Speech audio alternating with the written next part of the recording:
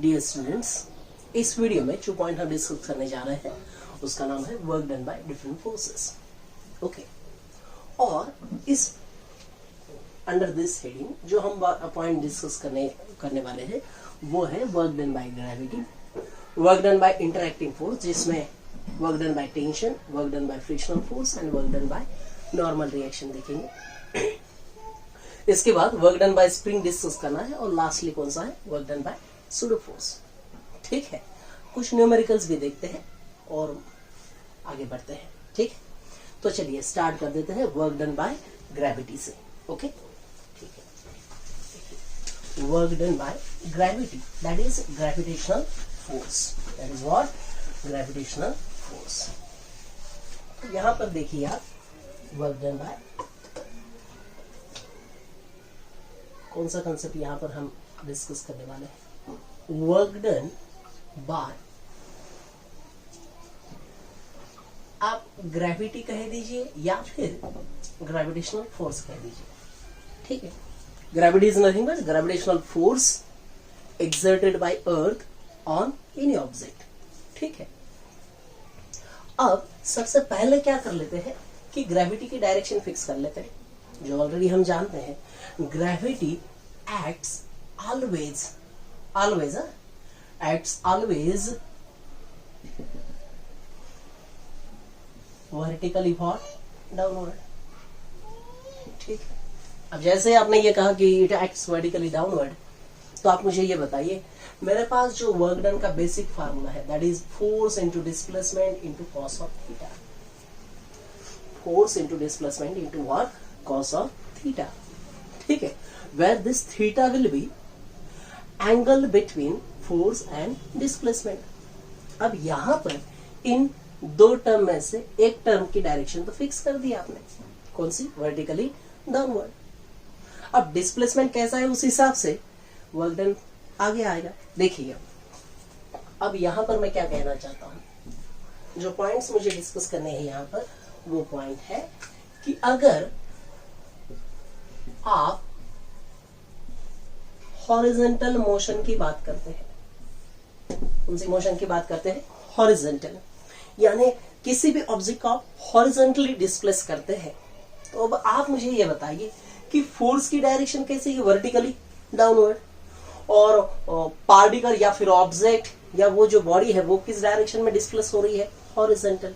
सो वो एक दूसरे को क्या रहेंगे, परपेंडिकुलर, यानी थीटा रहेगा 90, cos 90 इज 0, cos 90 क्या रहे, cos 90 0 रहेगा। तो सिंपल सी बात है कि इन this case theta comes to 90 and that's why work done by gravity in this position is 0। ठीक है, इस केस में वर्क डन बाय ग्रेविटी क्या रहेगा, 0। जैसे कि मैंने आपको एग्जांपल कहा था कि मान लीजिए कि मैं यहां से ये डस्टर उठा रहा हूं और ये ए पोजीशन को है, ए पोजीशन से उठाकर मैंने बी पर रख दिया। ठीक है, ये कौन से डायरेक्शन में मूवमेंट हुई है, हॉरिजॉन्टल। अब ग्रेविटी है वर्टिकली डाउनवर्ड। यहां पर मैं अगर क्वेश्चन कहता हूं कि what is work done by gravity in this case, तो आप जरा बताइए कि वो कितना रहेगा, 0। जैसे कोई एक आप पुली लेते हैं और वो एक जगह से दूसरी जगह सामान लेके जा रहा है और हॉरिजॉन्टली डिस्प्लेसमेंट कर रहा है, तो work done in that case due to gravity is what, 0। ठीक है, ओके। दूसरा पॉइंट देखिए, अब हॉरिजॉन्टल मोशन में तो वर्क डन बाय ग्रेविटी 0 ही आ रहा है। अब आप कंसीडर कीजिए फिर वर्टिकल मोशन, वर्टिकल मोशन में डेफिनेटली 0 नहीं आएगा। क्यों, क्योंकि उस केस में फोर्स और डिस्प्लेसमेंट की डायरेक्शन या तो सेम रहेगी या फिर अपोजिट रह सकती है, लेकिन एंगल 90 नहीं रहेगा। जब तक एंगल 90 नहीं रहेगा cos 90 0 नहीं होगा और बात बन जाएगी। ठीक है, अब वर्टिकल मोशन में भी दो बातें हैं। वर्टिकल मोशन में भी कौन से पॉइंट्स है, बोलिए, दो सब पॉइंट्स है। देखिए, वर्टिकल मोशन में मैं अगर अपवर्ड कहता हूं और यहां पर मैं कह देता हूं डाउनवर्ड, यहां पर क्या कहता हूं, डाउनवर्ड। ठीक, तो in case of upward vertical motion, ये पेन मैंने अगर ऐसे ऊपर फेंक दिया है तो ये यहां से ये जो इसकी इनिशियल पोजीशन है ए, ये गया बी पर। अब आप मुझे बताइए ए टू बी गया, सो डिस्प्लेसमेंट कैसे हुआ है? Displacement in this case will be vertically upward, ठीक है। और जो ग्रेविटी है वो फोर्स कैसा रहेगा बोलिए? वो तो फिक्स है, उसकी डायरेक्शन नहीं चेंज कर सकते आप, वो रहेगा vertically downward. Now please tell me, इनके बीच का एंगल कितना आ रहा है? 180। cos 180 कितना रहेगा? -1। सो F इंटू एक्स, ये माइनस आ जाएगा। So in this case work done by gravity comes to negative. Work done by gravity क्या आ जाएगा? यहाँ पर नेगेटिव आ जाएगा। अब ये बात कीजिए फिर डाउनवर्ड। डाउनवर्ड इसका मतलब ये पेन मैंने यहां से छोड़ दिया ऐसे, या फिर ये कैप है यहां से छोड़ दी है, यह है इसकी इनिशियल पोजीशन, ग्राउंड रहेगा फाइनल पोजीशन। सो डिस्प्लेसमेंट किस डायरेक्शन में है बोलिए? ये इस डायरेक्शन में डिस्प्लेसमेंट हुआ है। फोर्स की डायरेक्शन बोलिए क्या है?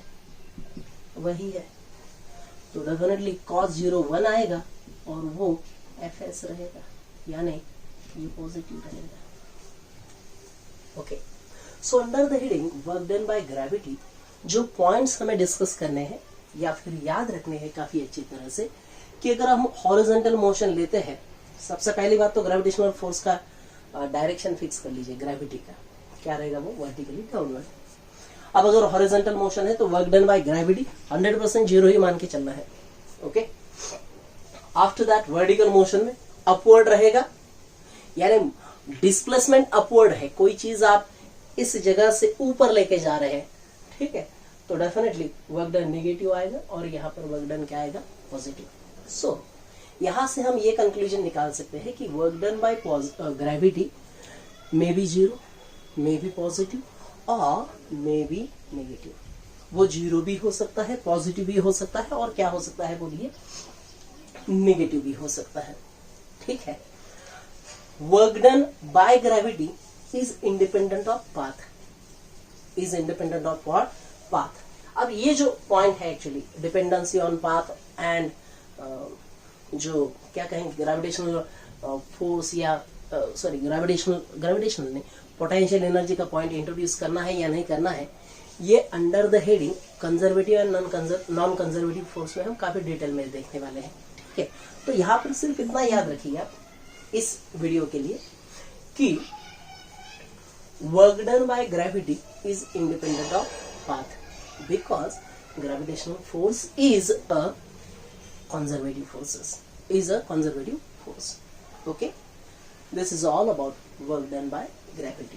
Next जो point है वो है work done by कौन सा point है? work done by interacting forces का एक concept ले लेते हैं। work done by interacting forces।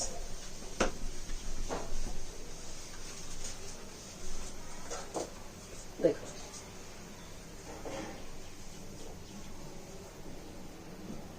work done by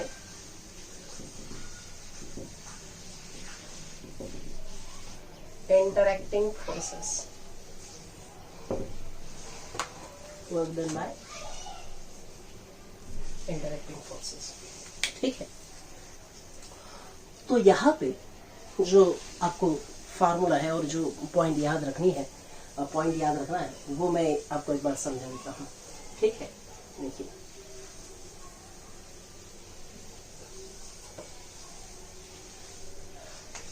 यहाँ पर वर्क डन का जो कंसेप्ट है वो फोर्स मल्टीप्लाइड बाय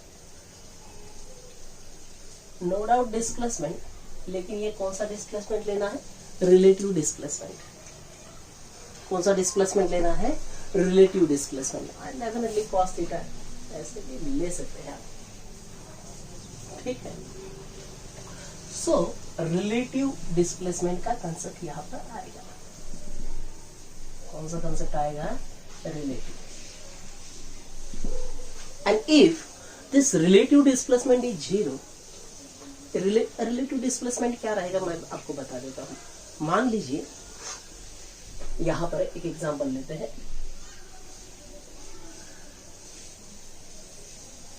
स्ट्रिंग वाला एग्जांपल लेते हैं, ठीक है।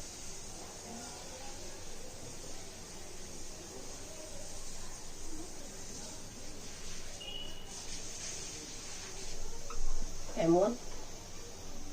Let us consider this is to be m2. Okay, अब देखिए ये दोनों मासेस एक ही स्ट्रिंग से जुड़े हैं and consider here m2 is greater than m1. तो होगा क्या, m2 नीचे खींचेगा, एक ही स्ट्रिंग से जुड़े हैं तो दोनों में टेंशन सेम ही रहेगा. लेकिन जितने डिस्प्लेसमेंट से, यानी ऐसे मान लीजिए थोड़ी देर के लिए कि ये 2 सेंटीमीटर से नीचे आएगा, डेफिनेटली ये मास कितने सेंटीमीटर से ऊपर जाएगा, 2 सेंटीमीटर से. ठीक है, 2 सेंटीमीटर से ये क्या जाएगा, ऊपर. अब relative displacement between these 2 masses कितना है मुझे बताइए. It is 0. कैसे, आप देखिए मैं यहाँ पे खड़ा हूं और वहां पे एक दूसरा आदमी खड़ा है. वो एक स्टेप अगर आगे जाता है और मैं भी एक स्टेप आगे जाता हूं, distance between us will be same. देखिए हमारे दोनों के बीच में अगर 2 मीटर का डिस्टेंस है इनिशियली, अब वो एक स्टेप गया, मैं एक स्टेप गया, ठीक है, और बाद में भी डिस्टेंस अगर 2 मीटर ही रहा, तो हम ये कह सकते हैं कि relative displacement between us is 0.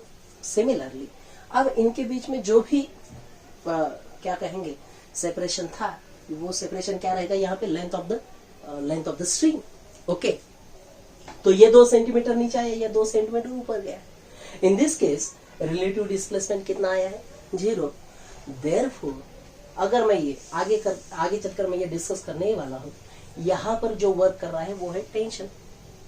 So work done by tension यहाँ पर कितना, net work done by tension कितना आएगा, 0, क्योंकि नेट रिलेटिव डिस्प्लेसमेंट कितना आ रहा है यहाँ पे, 0 आ रहा है. सो देखिए work done by interacting forces में जो सबसे इंपॉर्टेंट पॉइंट है वो आपको ये याद रखना है कि सिर्फ डिस्प्लेसमेंट नहीं, कौन सा डिस्प्लेसमेंट कंसीडर करना है, रिलेटिव डिस्प्लेसमेंट. कौन सा डिस्प्लेसमेंट कंसीडर कीजिए, रिलेटिव. चलिए अब उसके ही जो एग्जांपल्स है, दैट इज फ्रिक्शनल फोर्स, उसमें static frictional, kinetic friction, tension वाले, ये सारी बातें देखते हैं वन बाय वन. देखो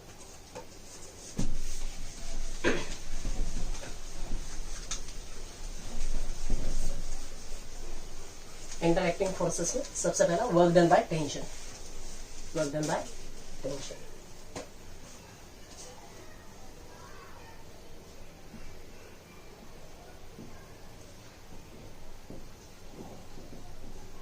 अब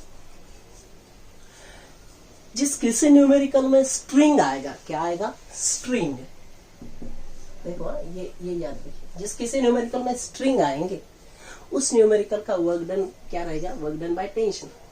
स्ट्रिंग आया इसका मतलब स्ट्रिंग, स्प्रिंग नहीं, स्ट्रिंग आएगा तो क्या कंसीडर कीजिए आप, work done by tension.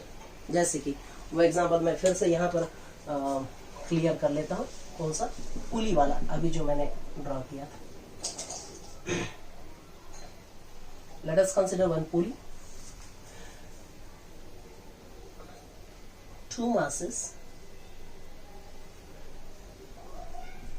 4 kg,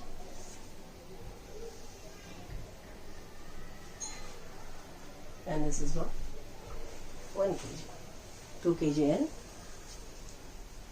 1 kg. Okay. अब हमें यहाँ पर क्या करना है, इनिशियली ये ऐसे आपने पकड़ के रखे हैं और कुछ देर के बाद उसे आपने रिलीज कर दिया. System is release. ठीक है, जैसे रिलीज होगा ये आप बताइए मुझे, ये अनइक्वल मासेस है, अनइक्वल मासेस है तो ये रहेगा 4 × g. सो मैं डायरेक्ट इसे 40 न्यूटन बोल देता हूँ. और ये ग्रेविटेशनल फोर्स है. ओके, एफबीडी हमें आना है. ठीक है, वो तो आ ही जाता है क्योंकि न्यूटन्स लॉज ऑफ मोशन में हमने ये काफी डिटेल में डिस्कस किया है. ठीक है, ओके. और ये जो फोर्स रहेगा, एफबीडी बनाओ पहले, सबसे पहले ये इंपॉर्टेंट है. ठीक है, इस पर अब ये स्ट्रिंग से जुड़ा है तो टेंशन रहेगा इन दिस डायरेक्शन. स्ट्रिंग नहीं बदली है तो वही टेंशन यहाँ पर भी रहेगा. आप समझ रहे हैं, आपको कहा गया है work, find the work done by this string over this 1 kg and 4 kg and total work done. And क्या फाइंड आउट कीजिए, total work done find out कीजिए। ठीक है, अब देखिए यहाँ पर ये कैसे सॉल्व करेंगे आप। After 1 second of release, 1 second के बाद रिलीज होने के बाद, अब 1 सेकंड में ये कितना डिस्प्लेसमेंट करेगा वो आपको देखना पड़ता है, बाकी कुछ नहीं। ठीक है, इनिशियल वेलोसिटी कितने हैं दोनों के, 0। अब यहाँ पे मैं सबसे पहले क्या निकालना चाहता हूँ, acceleration. Now please tell me what is acceleration here. Unbalance force, यहाँ पर है 40 न्यूटन और यहाँ पे है 10, so it comes to 40 minus 10 divided by total mass. Total mass क्या है, 4 + 1, तो ये 5 बनेगा।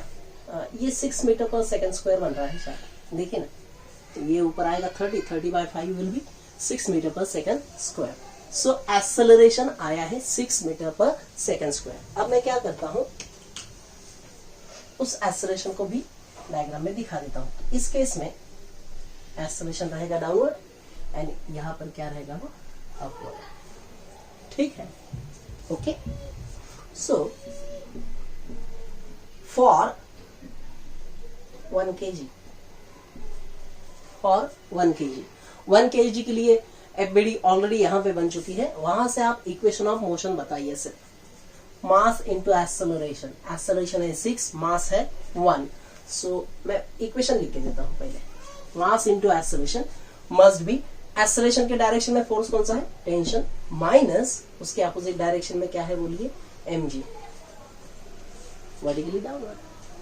अब यहां पे मास कितना है, 1, एक्सेलरेशन है 6, सो ये बनेगा 6 is equal to P minus mg। बताइए जरा कितना है यहाँ पे, 10, तो ये रहेगा 10। ठीक है, सो यहां से T बन रहा है 16 न्यूटन। T कितना बन रहा है, 16 न्यूटन। अब यहां पर भी T 16 न्यूटन है, यहां पर भी T 16 न्यूटन है। अब आप मुझे वर्क डन का फार्मूला बताइए क्या है। वर्क डन का फार्मूला है, सॉरी, वर्क डन का फार्मूला है force into displacement into cos of theta. तो फोर्स यानी टेंशन आपने यहाँ पे निकाल लिया। आपको क्या निकालना है अब, एक्स, एक्स यानी डिस्प्लेसमेंट। अब इनिशियली वो जहां पर थे उसके बाद आफ्टर 1 सेकंड के बाद, और वो ये जो एक्सेलरेशन है ये कांस्टेंट है। कांस्टेंट एक्सेलरेशन के लिए हम कौन सा कंसेप्ट यूज करते हैं बोलिए, हम यूज करते हैं kinematical equation. So we can find displacement by using second kinematical equation. Second kinematical equation क्या है बोलिए, ut plus half of at square. u कितना है बोलिए, 0, तो ये टर्म तो गया। नाउ हाफ a है 6 और टाइम कितना लिया है, 1। सो डिस्प्लेसमेंट यहां पर आ रहा है 3 मीटर। कितना आ रहा है बोलिए, 3 मीटर। अब ये क्वेश्चन काफी सिंपल हो चुका है। नाउ यहां पर मुझे ये बताइए, work done for 1 kg, work done for 1 kg, उसका डिस्प्लेसमेंट कितना हुआ है बोलिए, 3 मीटर। इसका भी डिस्प्लेसमेंट 3 मीटर। हमने देखा relative displacement must be 0 in this case. Okay, अब देखिए 3 मीटर ये अपवर्ड है, so for this displacement is vertically upward and for this displacement is vertically downward. Okay, now please tell me, in this case tension and displacement इनका direction क्या है, same. Direction same है तो उनका value क्या आएगा मुझे एक बार बता ही दीजिए यहाँ पे। अब मैं ये थोड़ा सा क्लियर करके आगे बढ़ता हूँ। देखो, now work done by tension for which, for 1 kg, for 1 kg मास। जरा बताइए, टेंशन और ये सेम डायरेक्शन में है, तो टेंशन कितना आया था, 16 और ये है 3। सेम डायरेक्शन है तो cos थीटा 1 रहेगा ना। Okay, 16 3s are what, 48। 16 3s are what, 48। Work done है तो ये रहेगा joule, 48 joule plus 48 joule, and this is for 1 kg, and for 4 kg कितना आ रहा है बोलिए, सेम बात, work done by tension, tension तो 16 वो तो सेम रहेगा क्योंकि एक ही स्ट्रिंग है, और डिस्प्लेसमेंट भी 3 ही रहेगा, तो ये है 16 3 अगेन 48, लेकिन -48। क्यों -48 आ रहा है आप समझ रहे हैं क्या? देखिए टेंशन है अपवर्ड और डिस्प्लेसमेंट क्या है? डाउनवर्ड। सो ये आया -48। सो इस पर वर्क डन हुआ है -48, इस पर हुआ है plus net work done by tension कितना आएगा बोलिए? 0 0। क्यों 0 0 आया बताएंगे आप मुझे? क्योंकि टेंशन ये इंटरैक्टिंग फोर्स है, और इंटरैक्टिंग फोर्स का जो बेसिक फार्मूला है फोर्स इनटू डिस्प्लेसमेंट, नहीं कौन सा displacement? Relative displacement between two objects जिनके बीच में आप इंटरैक्टिंग फोर्स देख रहे हैं। तो इन दो फोर्सेस पर जो interacting action and reaction pair बन रहा है वो कौन सा है बताइए? टेंशन। इसकी वजह से उनके बीच में अगर रिलेटिव डिस्प्लेसमेंट 0 आता है, net work done must be 0। क्या आप ये क्वेश्चन समझ पाए? देखिए इसमें हमें क्या क्या फाइंड आउट करना है। एफबीडी से हम टेंशन और एक्सेलरेशन तो आराम से फाइंड आउट किए। थोड़ी सी दिक्कत कहाँ पे आई? सिर्फ हमें डिस्प्लेसमेंट निकालने में, तो उसके लिए हमने सेकंड काइनेमेटिकल इक्वेशन यूज किया। टाइम दिया जाएगा ऐसे कि कितने टाइम के बाद आपको वर्क डन निकालना है, कितने टाइम के बाद क्या निकालना है? Work done. और बड़े आराम से आप ये निकाल लेंगे, ठीक है। हाँ, 2 पुलीज यानी 2 मासेस ओवर सिंगल पुली ऐसे होगा तो नेट वर्क डन हमेशा 0 ही आएगा। नेट वर्क डन ना, आप ये माइंड में फिक्स करके रखिए। ओके ठीक है, हम आगे बढ़ते हैं। अब जो नेक्स्ट पॉइंट है वो है work done by frictional force. Work done by frictional force, ठीक है। देखो यहां पे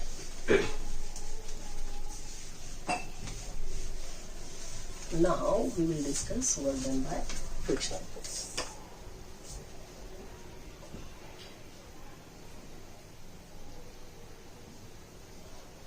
और यहां पे मैं सबसे पहले डिस्कस करूंगा स्टैटिक फ्रिक्शन। कौन सा फ्रिक्शन? स्टैटिक, ठीक है। स्टैटिक फ्रिक्शन के थ्रू के वजह से वर्क डन कितना आता है वो देखते हैं। अब ये भी इंटरैक्टिंग फोर्स है, तो इंटरैक्टिंग फोर्स है तो डेफिनेटली आपको क्या जानना जरूरी है? रिलेटिव डिस्प्लेसमेंट है या नहीं है, ठीक है। देखो अब आप एक रफ सरफेस लीजिए, और इस रफ सरफेस में आपने एक ब्लॉक रख दिया है, यह है मास,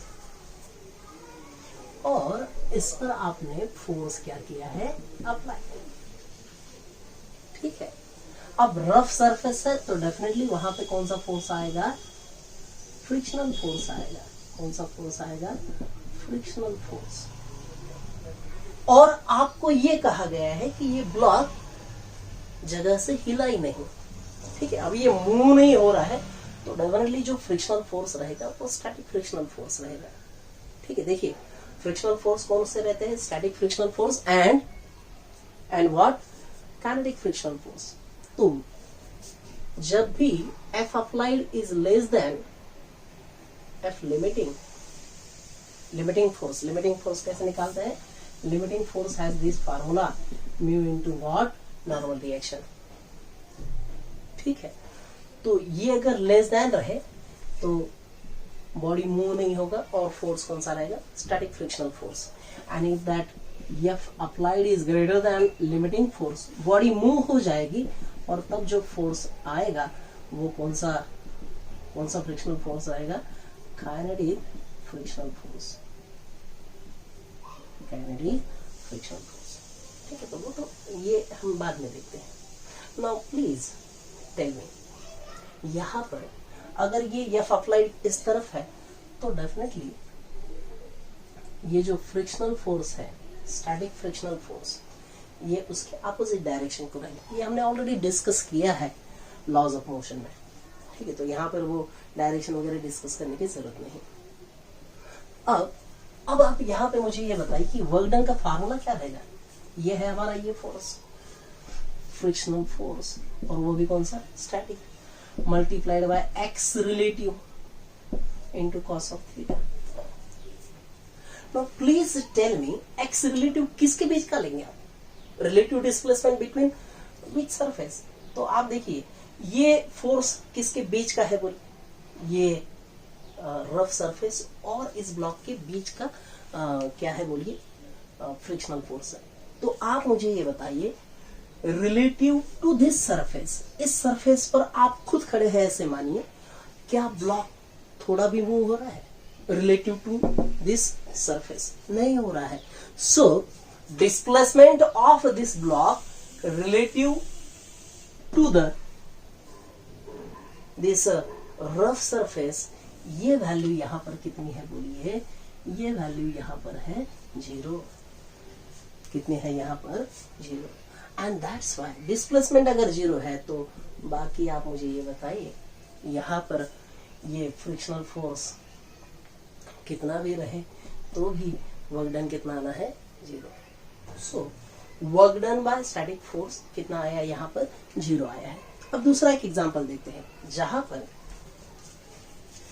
स्टैटिक फ्रिक्शनल फोर्स है तो डेफिनेटली रिलेटिव जो डिस्प्लेसमेंट रहेगा वो 0 ही रहेगा। रिलेटिव डिस्प्लेसमेंट क्या रहेगा? 0। और फिर जो नेट वर्क डन रहेगा वो 0 रहेगा। अब देखिए मैं थोड़ा सा एग्जांपल थोड़ा सा ट्विस्ट लाता हूं। यह है smooth surface, this is what a smooth surface. ये स्मूथ सरफेस लीजिए, ठीक है। कहानी में हल्का सा ट्विस्ट लाते हैं। यहां पर आपने ब्लॉक रख दिया कैपिटल है, ओके कोई बात नहीं, और इसके ऊपर आपने एक और ब्लॉक रख दिया है स्मॉल एम। कहानी ये है कि इनके बीच में फ्रिक्शन है। There is a friction between that two blocks, लेकिन ये तो स्मूथ सरफेस है। ये कौन सा सरफेस है? स्मूथ। और इस स्मूथ सरफेस पर आपने फोर्स अप्लाई किया है, और स्मूथ सरफेस पर जो ब्लॉक रखा है कैपिटल एम, उस पर आपने फोर्स अप्लाई किया। अब हम जानते हैं फोर्स अप्लाई किया और ये अगर स्मूथ सरफेस है, definitely this entire system will move.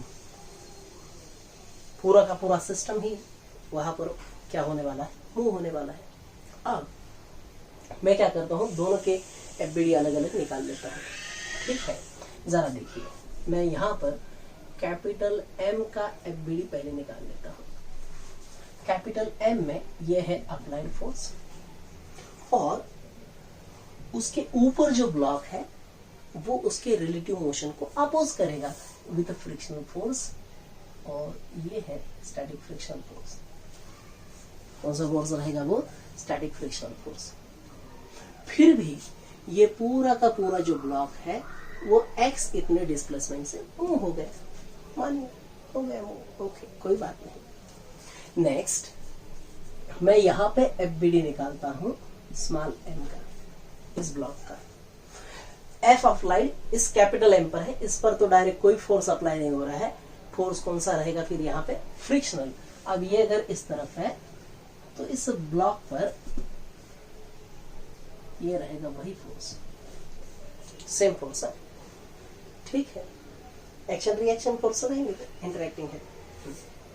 अब ये ब्लॉक भी उसके इनिशियल पोजीशन से x इतनी यहां पर आ गया। Now let us try to find out the work done.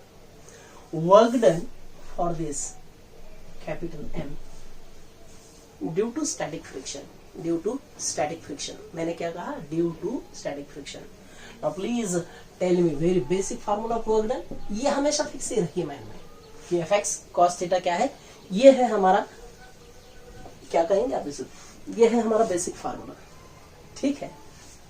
अब इस केस के लिए मैं अगर वो अप्लाई करता हूं, ठीक है, और मुझे फोर्स भी कौन सा लेना है? स्टैटिक फ्रिक्शन वाला, तो ये फोर्स है। फॉरगेट अबाउट दिस फोर्स ये नाउ, ओके। सो ये static frictional force left side को है और डिस्प्लेसमेंट है राइट साइड को। एग्जैक्टली क्या आया है? वो अपोजिट। एग्जैक्टली अपोजिट आया है तो cos 180 कितना हो जाएगा? -1, and that's why this force is negative. Negative Fs, S stands for static और x and displacement। यहां पर बताइए ये दोनों का डायरेक्शन कैसा नजर आ रहा है? Same. So work done of small m comes to Fs into x. वो प्लस आएगा. Here please tell me net work done by static friction of system. System का कितना आ रहा है बोलिए. इन दोनों का वर्क डन क्या रहेगा, इक्वल एंड अपोजिट है. सो नेट कितना आएगा, 0. अब आप जरा बताइए मुझे नेट क्यों 0 आ रहा है यहाँ पे. नेट इसलिए 0 आ रहा है because there is no relative motion between this small m and capital M. ठीक है. हाँ, अगर यहाँ पे आपको ये कहते हैं कि what is the work done of system by this applied force, तो वो नॉन जीरो है. क्या आप ये कंसेप्ट समझ रहे हैं. मैं स्टैटिक फ्रिक्शन की वजह से अगर सिस्टम का वर्क डन निकालना चाहूं तो वो 0 आ रहा है. क्या आ रहा है वो 0, क्योंकि स्टैटिक फ्रिक्शन कहां पर है वो क्लियर करो माइंड में. स्टैटिक फ्रिक्शन है इन दो ब्लॉक्स के बीच में. जरा बताइए, पूरा सिस्टम मूव हुआ है लेकिन क्या इन दो ब्लॉक के बीच में कोई रिलेटिव मोशन है, नहीं है. रिलेटिव मोशन नहीं है तो रिलेटिव डिस्प्लेसमेंट नहीं रहेगा. इंटरैक्टिंग फोर्स का बेसिक फार्मूला क्या है वर्क डन का, force into relative displacement. If now relative displacement is 0, work done must be 0. सो इस केस में देखिए फिर से एक बार ये अच्छी तरह से समझ लीजिए. ये नीचे वाला स्मूथ सरफेस है इसलिए पूरा सिस्टम मूव हुआ है. ठीक है. So work done by this applied force for this example is non zero. वो 0 नहीं आएगा, वो कुछ ना कुछ आएगा. ठीक है. वो कितना आएगा बोलिए जरा. Work done by the applied force for this system कितना आएगा. पूरा का पूरा कितना डिस्प्लेसमेंट हुआ है, पूरा का पूरा सिस्टम का डिस्प्लेसमेंट हुआ है x, और फोर्स उसी डायरेक्शन में है. तो work done of this system by applied force ये आएगा F इंटू एक्स. ठीक है. लेकिन हम work done by this applied force नहीं सीख रहे हैं. हमें क्या डिस्कस करना है, work done bye static friction, static frictional force. उसकी वजह से क्या है, अब यहां पर फ्रिक्शनल फोर्स तो था ही नहीं. फ्रिक्शनल फोर्स कहां पर है, इन दोनों के बीच में. क्या उन दोनों का रिलेटिव मोशन यहां पर दिख रहा है आपको, नहीं. That's why work done by system due to static frictional force, due to static frictional force is 0. समझे. सो यहां पर हम ये भी कह सकते हैं कि स्टैटिक फ्रिक्शनल फोर्स 0 हो सकता है, निगेटिव हो सकता है, और क्या हो सकता है, पॉजिटिव. क्या आपको एग्जांपल समझ में आ जाएगा. ओके. ठीक है, आगे बढ़ते हैं. That is work done by kinetic friction. Work done by kinetic friction. अब काइनेटिक फ्रिक्शन में जैसे आपको पहले ही समझा है कि काइनेटिक फ्रिक्शन की बात क्या है, वहां पे मोशन तो रहना ही है. ठीक है.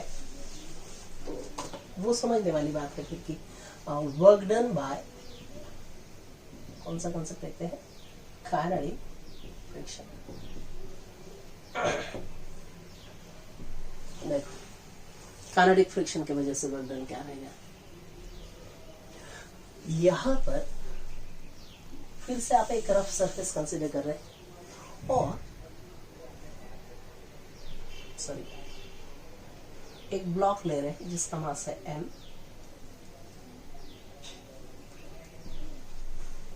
इस पर आपने फोर्स अप्लाई किया है F. ये अप्लाइड फोर्स है. And let us consider that ये FA stands for applied. Late us consider that this applied force is greater than limiting force for this case. Limiting force हम जानते हैं. Limiting force का formula क्या है बोलिए. Limiting force का formula है mu static multiplied bye n. That is normal reaction. इस फोर्स से इसकी वैल्यू क्या आ गई है, ज्यादा. So definitely block will move and the resultant frictional force is now kinetic frictional force. क्या रहेगा वो, काइनेटिक फ्रिक्शनल फोर्स. अब फ्रिक्शनल फोर्स का काम ही है रिलेटिव मोशन को अपोज करना.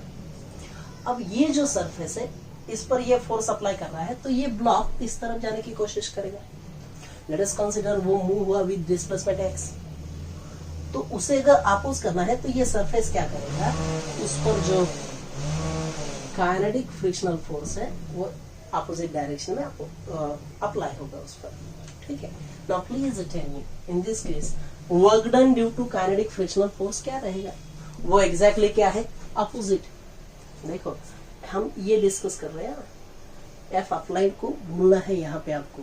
जब आप फ्रिक्शनल फोर्स की बात करते हैं तो वही फोर्स लेना है। ठीक है, इसको फिर आपको थोड़ी देर के लिए कंसीडर नहीं करना है। बताइए फिर से वही फार्मूला कौन सा, force into displacement into cos theta. Force into displacement और थीटा कितना है 180, so it comes to minus kinetic into x. So work done by kinetic frictional force यहाँ पे कितना आ गया है हमारा, नेगेटिव। क्या आपको ये कंसेप्ट समझ में आ जाएगा? देखिए वो अगर बेसिक फार्मूला याद है आपको, force into displacement into cos theta, ये बातें आ जाएगी आपको। ठीक है, कुछ न्यूमेरिकल के साथ इसे एक्सप्लेन करेंगे। ठीक है, देखो अब थोड़ा आगे बढ़ते हैं, जो नेक्स्ट पॉइंट है वो क्लियर कर लेते, फिर टिपिकल न्यूमेरिकल में फ्रिक्शनल फोर्स पर भी एग्जांपल आ जाएगा।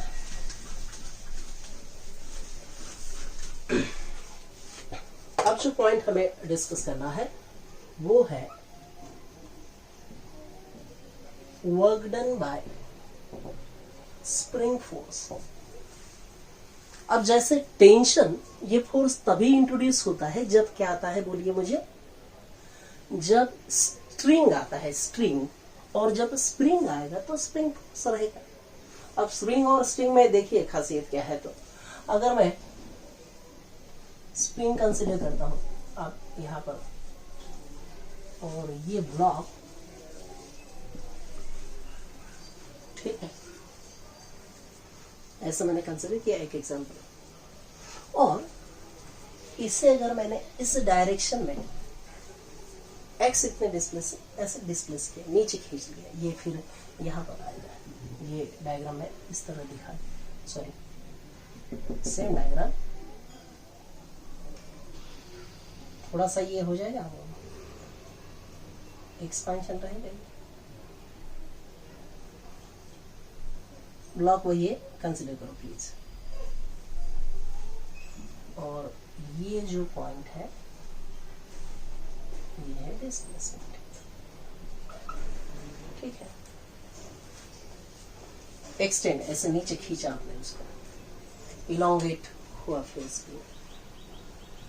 ठीक है, अब यहां पे जो स्प्रिंग फोर्स है, आपको ये मालूम होगा कि ये रिस्टोरिंग फोर्स रहता है। कौन सा फोर्स रहता है? रिस्टोरिंग।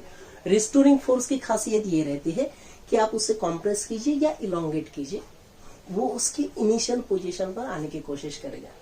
अब ये अगर इसकी इनिशियल पोजीशन है तो ये ब्लॉक फिर से ऊपर जाने की कोशिश करेगा, ये इस तरफ, और ये ऊपर लेके जाने वाला फोर्स ही यहाँ पे कौन सा फोर्स कहलाता है? रिस्टोरिंग। वही हमारे इस मामले में स्प्रिंग फोर्स है। ठीक है, now please tell me, displacement की डायरेक्शन देखिए इस तरफ, और रिस्टोरिंग फोर्स की डायरेक्शन देखिए अपवर्ड। वर्क डन क्या आना है यहाँ पे? नेगेटिव। वर्क डन कितना आना है? नेगेटिव। वर्क डन कितना आना है यहाँ पे? नेगेटिव आना है। ठीक है,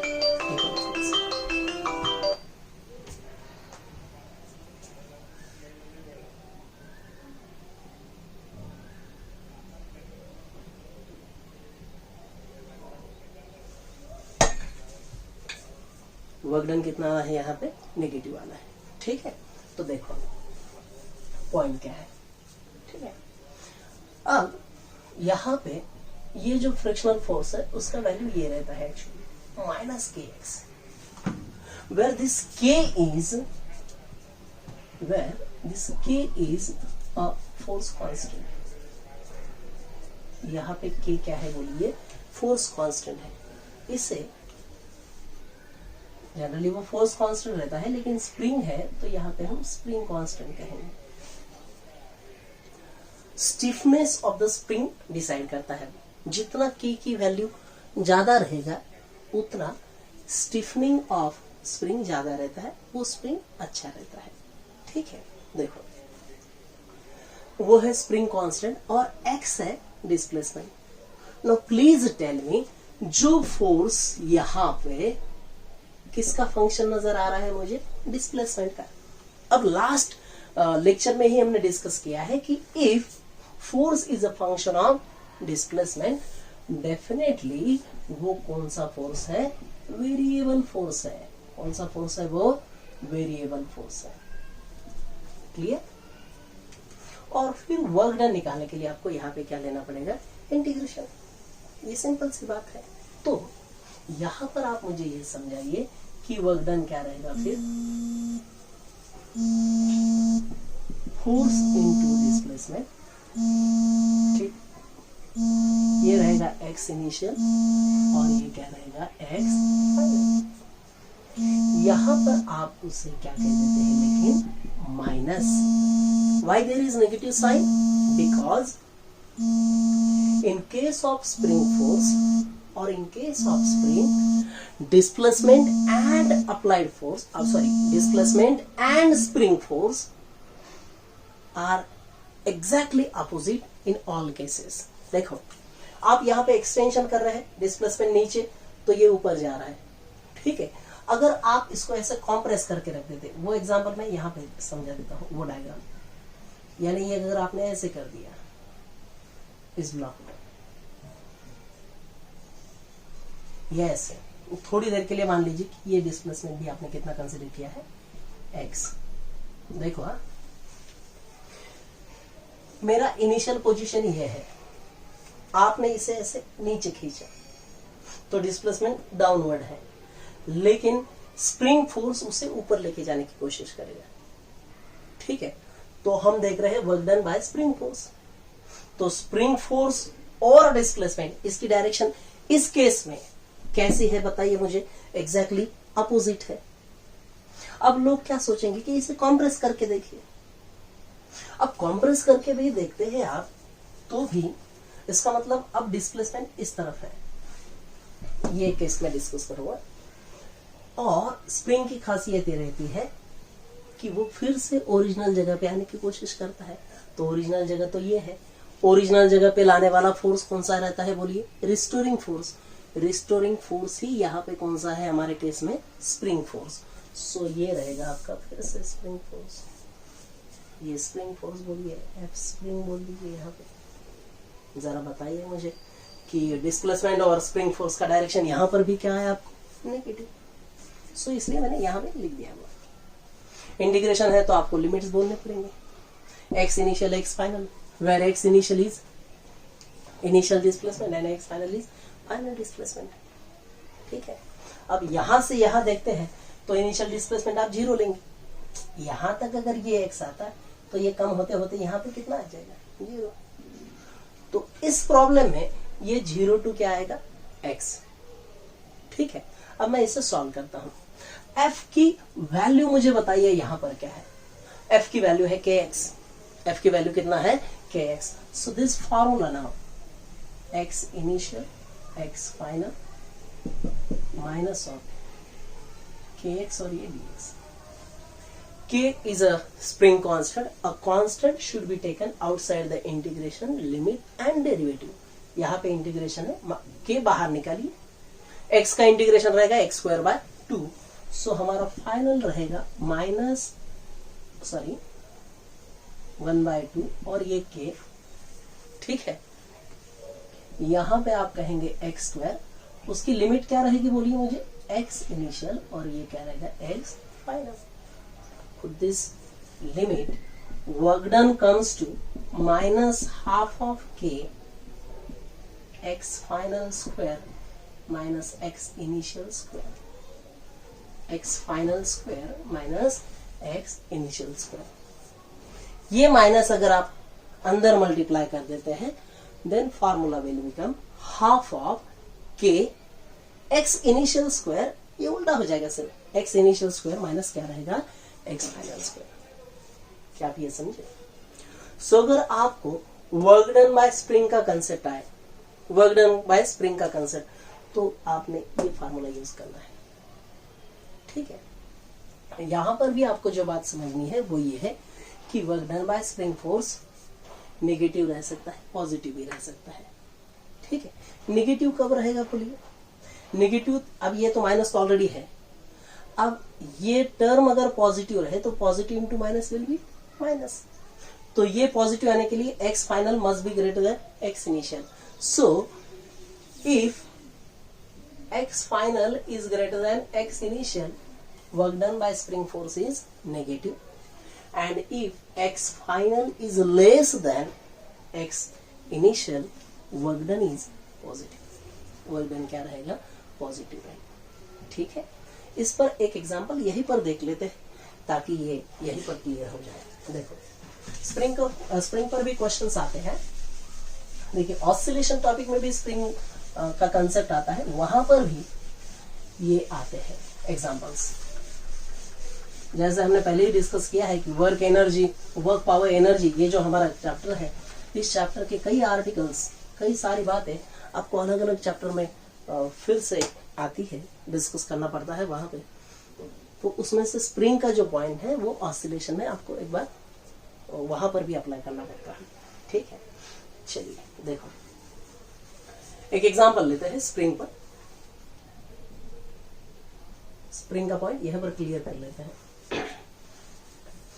आपको क्या कहा गया है कि एक स्प्रिंग ली है आपने, consider spring having spring constant 50 Newton पर मीटर। न्यूटन पर मीटर उसका फार्मूला है, स्प्रिंग कांस्टेंट। स्प्रिंग कांस्टेंट यानी के की वैल्यू कितना है? 50 न्यूटन पर मीटर। ठीक है, बाय अप्लाइंग एक्सटर्नल फोर्स, उसका एक्सटेंशन आपने किया 1 सेंटीमीटर। एक्सटेंशन कितना किया है आपने? 1 centimetre. Find the work done by spring force. देखिए कंसेप्ट क्या है?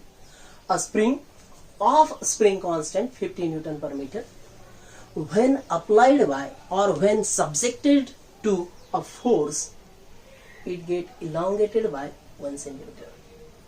Find the work done by the spring force. Find the work done by spring force. Now please, spring force के वजह से वर्क डन क्या रहता है? -1/2 k। अब मैंने यहां पे माइनस लिखा है तो मैं यहां पे लिखूंगा x final square minus x initial square. समझे? और यहां पर अगर प्लस लिख दिया तो ये टर्म उल्टे कर देने हैं, बाकी कुछ नहीं। प्लीज टेल मी, उन्होंने ये जो इलोंगेट फोर्स लगाने के बाद जो इलोंगेशन कहा वो डेफिनेटली क्या रहेगा? x final. x इनिशियल कितना है यहाँ पे बोलिए? 0। x इनिशियल नहीं दिया जाए तो कितना है वहां पे? 0 है। Okay okay, put the formula, I put the values and get answer. देखो, -12 k की वैल्यू कितना दिया उन्होंने? 50। x इनिशियल 0 है, फॉरगेट।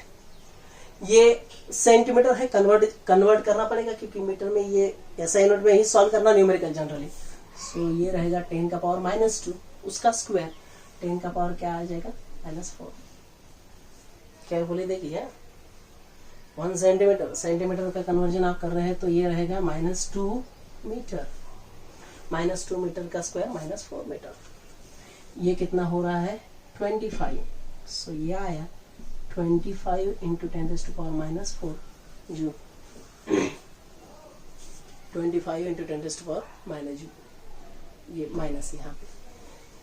ओके, या फिर आप इसे -0.25 माइक्रोजूल भी बोल सकते हैं। ठीक है, यह है यहाँ पर हमारा आंसर। अब इसी न्यूमेरिकल में ट्विस्ट लाते हैं, थोड़ा सा एकदम हल्का सा ट्विस्ट है। ट्विस्ट क्या है जरा देखिए। इसी प्रॉब्लम का दूसरा पार्ट कंसिडर कीजिए कि पहले तो उसका एक्स इनिशियल कितना है बोलिए? 0 था। फिर आपने फोर्स अप्लाई करके वो 1 सेंटीमीटर ये किया है। आपको प्रॉब्लम में क्या दिया है? Find the work done for further elongation of 1 centimetre. क्या आप ये समझे? फिर से 1 सेंटीमीटर लेंथ बढ़ानी है उसकी, तो क्या करना है बोलिए? फिर से 1 सेंटीमीटर से, यानी पहले तो इनिशियली कितना था? 0। ओके, उसके बाद फोर्स अप्लाई करके कितना बढ़ाया 1 सेंटीमीटर, अब फिर से फोर्स लगा रहे हैं आप अप्लाई करके, और वो कितना हो गया 1 सेंटीमीटर से फिर से 1 सेंटीमीटर फिर से, इसका मतलब टोटल इलांगेशन कितना हुआ 2 सेंटीमीटर। अब यहाँ पे जो कंसेप्ट आपको समझना है वो ये है कि x इनिशियल यहाँ पर 0 नहीं है। अब x इनिशियल 0 है क्या? अब नहीं, x इनिशियल है 1 सेंटीमीटर और x फाइनल कितना है यहाँ पे 2 centimetre.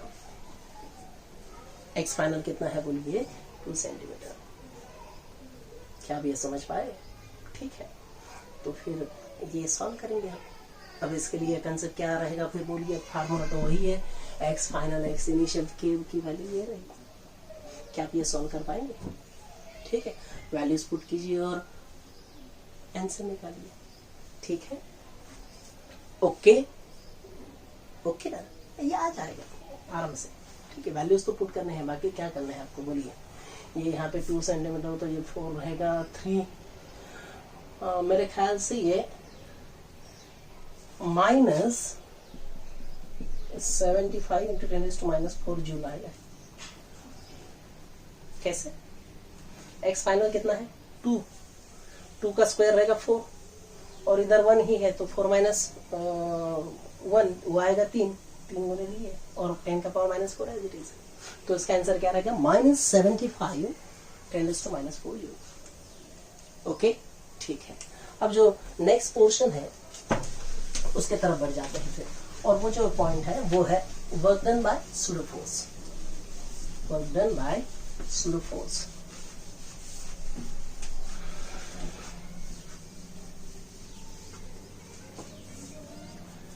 Work done by pseudo force. अब सूडो फोर्स का कंसेप्ट कब इंट्रोड्यूस किया जाता है वो हमें पहले एक बार क्लियर करना पड़ेगा। ठीक है, तो सूडो फोर्स का कंसेप्ट तभी हम इंट्रोड्यूस करते हैं जब जो ऑब्जर्वर है वो मूव हो रहा है with acceleration, with some acceleration, with some what acceleration, यानी उसका मोशन जो है वो एक्सेलरेटेड मोशन रहेगा। देखिए, किसी मूवमेंट को अगर मैं ऑब्जर्व कर रहा हूं, मैं यहाँ पे स्टेशनरी हूं, तो डेफिनेटली मेरा जो फ्रेम ऑफ रेफरेंस है वो इनर्शियल फ्रेम ऑफ रेफरेंस रहेगा। यहां पर मुझे सूडो फोर्स अप्लाई करने की जरूरत नहीं है, यहां मैं रियल फोर्सेस की बात करता हूं। लेकिन मैं भी मोशन में हूं और मेरी मोशन एक्सेलरेटेड मोशन है, कांस्टेंट एक्सेलरेशन नहीं है, एक्सेलरेटेड मोशन है। ठीक है, तो कांस्टेंट एक्सेलरेशन बोल पाएंगे आप उससे, एक्सेलरेशन 0 नहीं है। ठीक है, अब एक्सेलरेशन 0 नहीं, इसका मतलब विद कांस्टेंट वेलोसिटी मूव नहीं हो रहा मैं मेरी वेलोसिटी क्या हो रही है, चेंज हो रही है। और मैं फिर दूसरे किसी ऑब्जेक्ट को देख रहा हूं, उसकी मोशन अगर मैं डिस्कस करता हूं तो मुझे वहां पर सूडो फोर्स कंसेप्ट इंट्रोड्यूस करना है। आप मेरे व्यू से अगर देखते हैं तो ठीक है। सो ये जो कंसेप्ट है दैट इज वर्क डन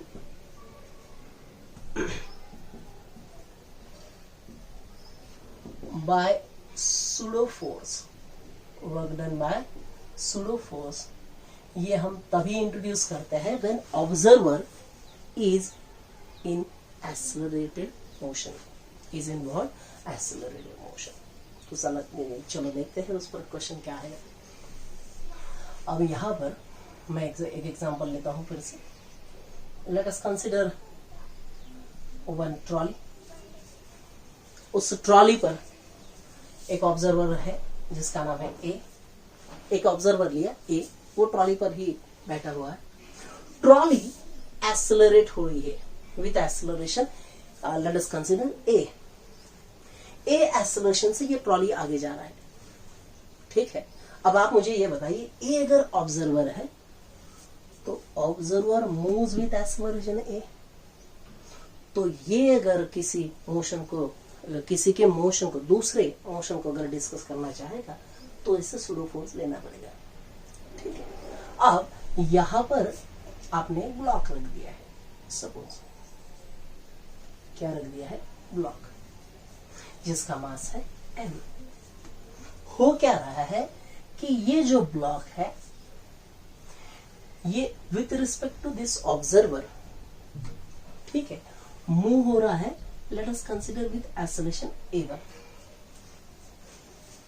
क्या मूव हो रहा है with acceleration a1? Now please tell me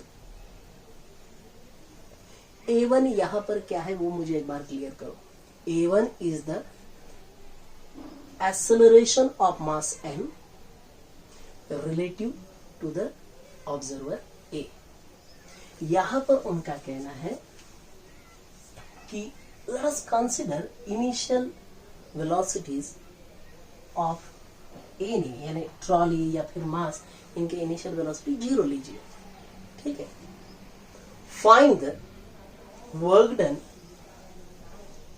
bye pseudo force after time t. after time what t. Answer देखिए. find the work done by pseudo force after time t. Motion start होने के बाद initial velocities कितने हैं? 0. अब आप मुझे ये बताइए इनिशियल वेलोसिटी और ये एक्सेलरेशन वगैरह क्यों देते हैं? डिस्प्लेसमेंट निकालने के लिए. क्योंकि फोर्स का फार्मूला क्या है मेरे पास? बोलिए. फोर्स का जो बेसिक फार्मूला है force into displacement into cos theta. ठीक है. तो ये x देने के लिए ये टाइम वगैरह दिया है. Second kinematical equation. ठीक है. अब यहाँ पे सेकंड काइनेमेटिकल इक्वेशन क्या है? s is equal to ut plus half of at square. ये u 0 है यहाँ पे दिया ना उन्होंने, मेंशन किया इनिशियल वेलोसिटी 0 है. हाफ किसका एक्सेलरेशन? a लेंगे या a1 लेंगे? तो आप मुझे ये बताइए ऑब्जर्वर कौन है? ये है ऑब्जर्वर. ठीक है. ये अगर इस m को देख रहा है तो उस m का एक्सेलरेशन विथ रिस्पेक्ट टू ये लेना पड़ेगा और वो कितना है? a1. सो ये रहेगा a1 और ये क्या है? t square. So displacement of this block, displacement किसका देखना है यहाँ पे हमें? इस ब्लॉक का with respect to this observer a. Observer a. इसीलिए हमने उसका एक्सेलरेशन दिया और वो आया half of a1 t square. वो डिस्प्लेसमेंट आया. डेफिनेटली डिस्प्लेसमेंट और ये जो ये एक्सेलरेशन है वो सेम रहेगा. तो ये ऐसे आया, x आया, उसका डायरेक्शन आया. अब सूडो फोर्स बोलिए क्या रहता है? सूडो फोर्स ऑब्जर्वर जिस ऑब्जेक्ट को देखता है उस पर लगाता है. ठीक है. और जो ऑब्जर्वर की मोशन है उसके एग्जैक्ट अपोजिट सूडो फोर्स का डायरेक्शन आएगा. ऑब्जर्वर इस तरफ जा रहा है, ऑब्जर्वर ट्रॉली के साथ इस तरफ जा रहा है. ठीक है. सो सूडो फोर्स का डायरेक्शन ये है. तो ये है सूडो फोर्स का value. P stands for pseudo force. वो क्या रहेगा? जिस ऑब्जेक्ट को वो ऑब्जर्व करता है उसका मास लेना पड़ता है, लिया मास, और एक्सेलरेशन ऑब्जर्वर का लेना पड़ता है. एक्सेलरेशन किसका लेना है यहाँ पे? ऑब्जर्वर का.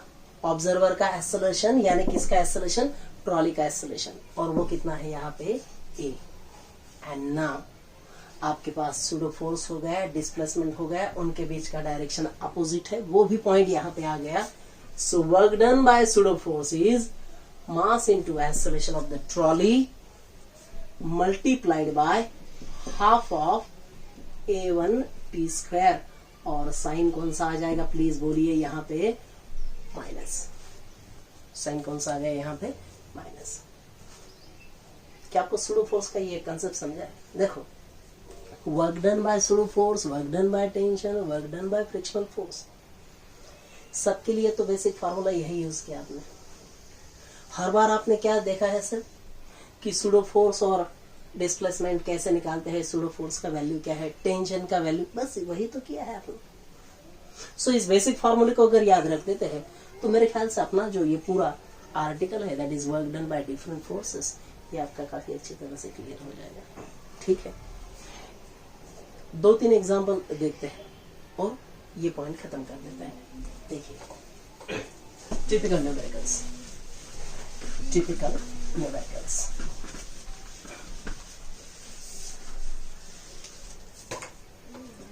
टिपिकल न्यूमेरिकल्स में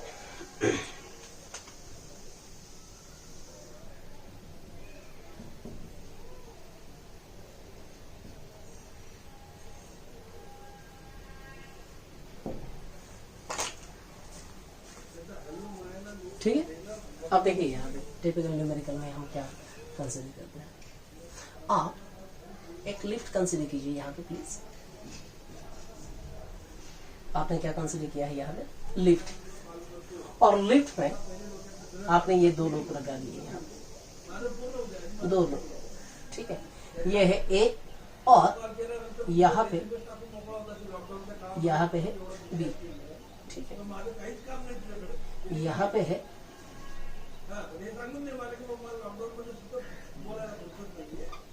और ये है बी। एक और ऑब्जर्वर है जो यहाँ पर है, ये है सी, ठीक है। लिफ्ट ऊपर जा रही है with acceleration a. Lift is moving upward with direction with acceleration what? a. ठीक है। अब यहां पर मुझे क्या क्या करना है मैं आपको समझा देता हूं। आपको कहा गया है find the work done by normal reaction, work done by gravity and work done by pseudo force when observer is B and when observer is C. Numerical को ट्विस्ट दिया है उन्होंने। कैसे? देखो, दो ऑब्जर्वर लिए है, एक ऑब्जर्वर लिफ्ट के साथ ही ऊपर जा रहा है, तो उसके वजह से ये अगर ऑब्जर्वर है और ये कैलकुलेशन करेगा अगर, तो according to B what is work done by normal reaction, work done by gravity, work done by pseudo force on ए।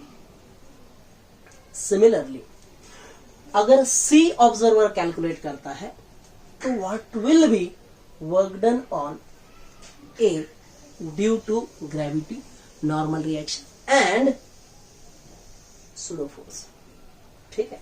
चलो वन बाय वन डिस्कस करते हैं। न्यूमेरिकल देखने में थोड़ा सा लग रहा है टफ, लेकिन काफी आसान है। कैसे? देखो अब, वर्क डन ऑन A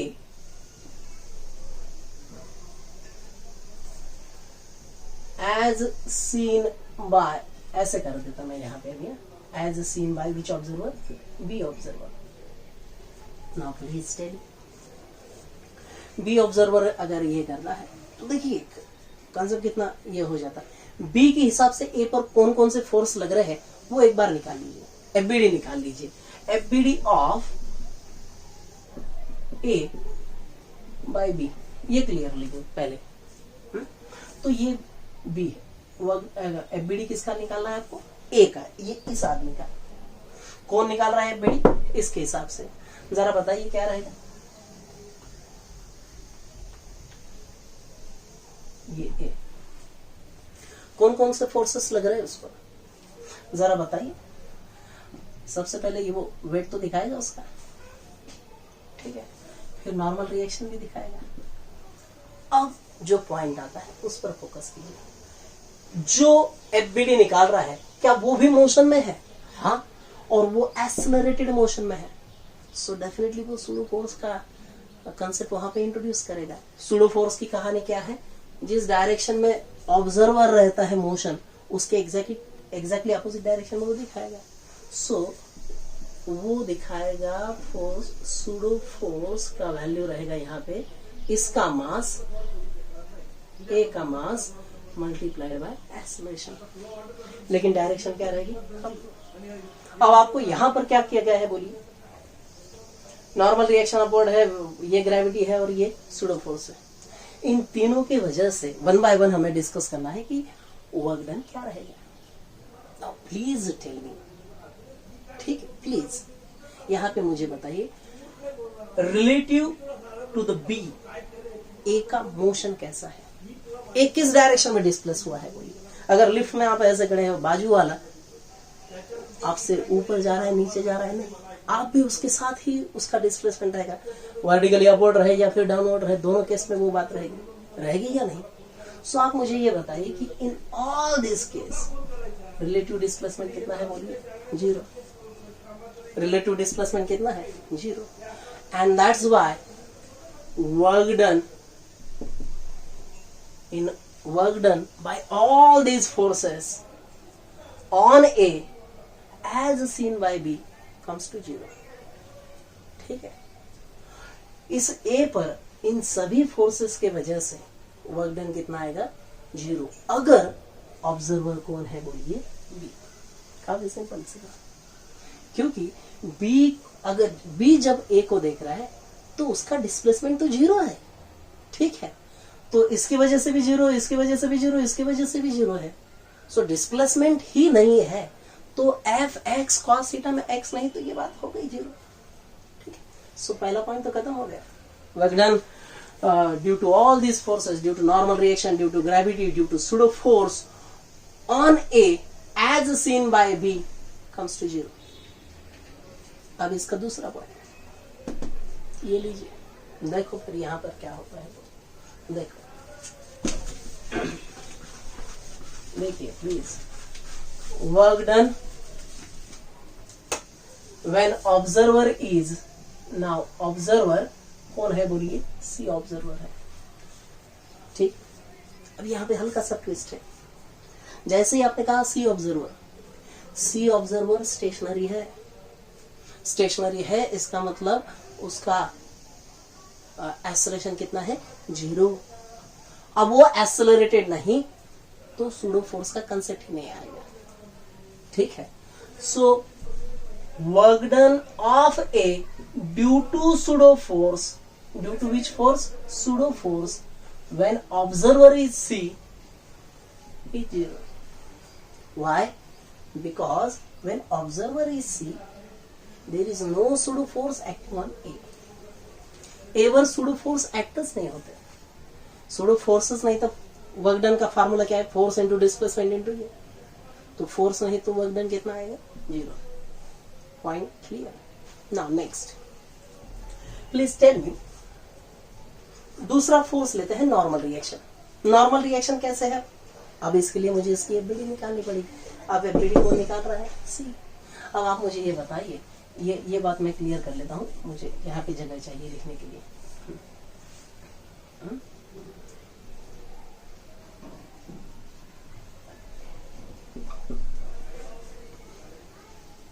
ऊपर है नॉर्मल रिएक्शन, नीचे है mg, ये नॉर्मल रिएक्शन, फिर भी वो ऊपर जा रहा है। इक्वेशन ऑफ मोशन बनाइए। इक्वेशन ऑफ मोशन है mass into acceleration is equal to normal reaction minus mg, from this normal reaction is equal to m in bracket g plus a। This is normal reaction, okay? Normal reaction का direction है upward. अब work done due to normal reaction अगर निकालना है मुझे, तो normal reaction multiplied by displacement into cos theta. Displacement कैसे निकालेंगे? फिर से वही बात, इनिशियली अगर वो जमीन पर मार रहे हैं, आप ग्राउंड फ्लोर पर है ऐसे मान लीजिए, ठीक है? वहां से वो कितना डिस्प्लेस हुआ है, तो let us consider time t दिया है। Second kinematical equation again, s is equal to half of at square. So this is displacement.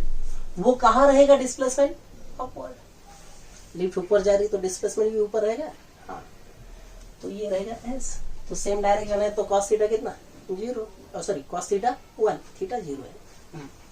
तो ये बात बनेगी फिर m g प्लस a, और ये value that is half of a t square, half of a t square. That's it. क्या आप ये समझ पा रहे?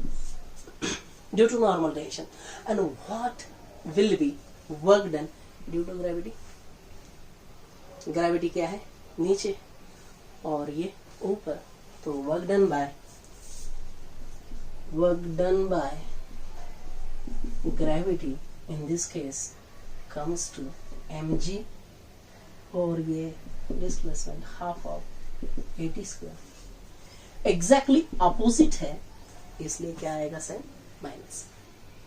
क्या आपको ये समझ में आ जाएगा? ओके, ये है फर्स्ट एग्जाम्पल, ठीक है? अब एक इंक्लाइन सरफेस का लेते हैं और फिर रुक जाते हैं, ओके? ठीक है, चलिए देखिए। लेकिन आपको इसका जो भी आपके पास रेफरेंस बुक्स है वहां से ये न्यूमेरिकल सॉल्व करने हैं। प्रैक्टिस इंपॉर्टेंट है। अब देखिए, थोड़ा और क्विज से भरा हुआ एग्जाम्पल लेते हैं।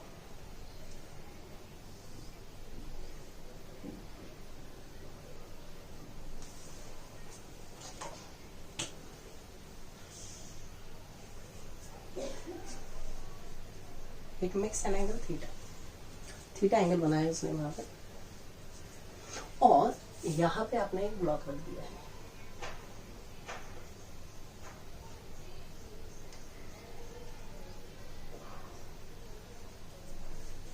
ये है, ठीक है, और ये पूरा का पूरा जो कंटेनर है वो v इतने वेलोसिटी से, कांस्टेंट वेलोसिटी से ऊपर जा रहा है, ठीक है। आपको कहा है find the work done on this block due to normal reaction, due to gravity and due to frictional force. देखो, due to normal reaction, due to gravity and due to frictional force. Due to कौन सा force? Frictional, ठीक है, निकाल लेते हैं। Okay, हाँ, frictional force के लिए म्यू दिया है उन्होंने, म्यू का वैल्यू म्यू ही लिया है, यानी कोएफिशिएंट ऑफ फ्रिक्शन जो है वो म्यू कंसीडर करो। इन तीन फोर्स की वजह से वर्क डन क्या रहेगा, ठीक है। अब मुझे पहले इसका एफबीडी जो है वो यहीं पर क्लियर कर लेता हूं मैं। देखो, दिस इज एमजी, इस mg को मैं रिजॉल्व करूंगा, ये रहेगा mg cos theta, this must be mg sin theta, this is nothing but normal reaction, और ये जो v है, अब v को अगर मैं t से मल्टीप्लाई कर देता हूं तो वो डिस्प्लेसमेंट रहेगा, ठीक है। तो ये vt जो है इसको भी मैं डिवाइड कर देता हूं। एक्चुअली ये फोर्स नहीं है लेकिन कंपोनेंट ले लेता हूं मैं उसके, ठीक है। ये वेक्टर क्वांटिटी कंपोनेंट हम ले सकते हैं। तो एक इस डायरेक्शन में है और दूसरा इस डायरेक्शन में है, या फिर ऐसे करते हैं, वो बात बाद में ही डिस्कस करते हैं ताकि आप कंफ्यूज ना हो जाए। यहाँ पे ये इतना ही कंसीडर कीजिए पहले please. Okay, now please tell me, अगर मैं यहाँ पे लिखना चाहता हूँ वर्क डन बाय ग्रेविटी, या पहले फिर work done by normal reaction, work done by normal reaction clear कर लेते हैं पहले, ठीक है। देखो, here first point, work done by normal reaction, formula नहीं बदलेगा, वर्क डन का फार्मूला रहेगा force multiplied by distance into cos of theta, where theta is angle between that two quantities, force and displacement. Displacement है vertically upward, displacement क्या है बोलिए? Vertically upward, और यहां पे ये बात है। अब मैं क्या करता हूं यहां पर कि नॉर्मल रिएक्शन की वैल्यू क्या रहेगी वो मुझे बताइए पहले। इन दिस केस आप अगर एफबीडी अच्छे से जानते तो normal reaction is exactly equal to cos theta, और डिस्प्लेसमेंट ऊपर की तरफ है। डिस्प्लेसमेंट में ब्लू कलर की पेंसिल समझ जाइए प्लीज, ये लीजिए डिस्प्लेसमेंट। इन दोनों के बीच का एंगल कितना है? ये अगर थीटा है, दिस मस्ट बी थीटा। कैसे हम वो जानते हैं? ये लाइन और ये लाइन कि अगर बीच में एंगल थीटा होगा तो उन दो लाइंस पर परपेंडिकुलर डालने के बाद भी उन पर एंगल थीटा आता है। कैसे? देखो, ये वर्टिकल लाइन इसको परपेंडिकुलर है, ये लाइन इसको परपेंडिकुलर है, तो दोनों के बीच का जो एंगल वही वो एंगल है। सो थीटा है यही। ओके, फोर्स कौन सा है? Normal reaction. डिस्प्लेसमेंट कितना है? vt cos theta. नेक्स्ट हो गया। या फिर नॉर्मल रिएक्शन की जगह आप क्या लिख दीजिए? mg cos थीटा, है ना? mg cos थीटा क्या कर रहा है? उसे balance. Then this equation will be mg, यहां का cos थीटा और ये cos थीटा, तो क्या बनेगा? ये mg cos square theta into vt। This is work done by normal reaction. ये क्या है बोलिए? यहाँ पे work done by normal reaction हमारे दिए गए न्यूमेरिकल के लिए। क्या आप ये समझ पा रहे हैं? This is work done by normal reaction. Next point क्या है मुझे बताइए जरा। नेक्स्ट पॉइंट है, मैं निकालना चाहता हूं वर्क डन बाय ग्रेविटी। क्या निकालना चाहता हूं मैं? Work done by gravity. अब ग्रेविटी यानी mg, ये डाउनवर्ड नजर आ रहा है और ये अपवर्ड, तो बात वही फिर से, work done is equal to force into displacement into cos of theta. Theta कितना है दोनों के बीच में? 180, कॉस 180 माइनस 1, mg और ये, so this become mg into vt, और साइन कौन सा लगने वाला है यहाँ पे? Minus. This is work done by gravity. ये फार्मूला भूलिए मत और बातें आगे बढ़ाइए, simple. Okay, last point, work done by frictional force. Work done by frictional force, उसके लिए यहां पे मुझे जगह चाहिए।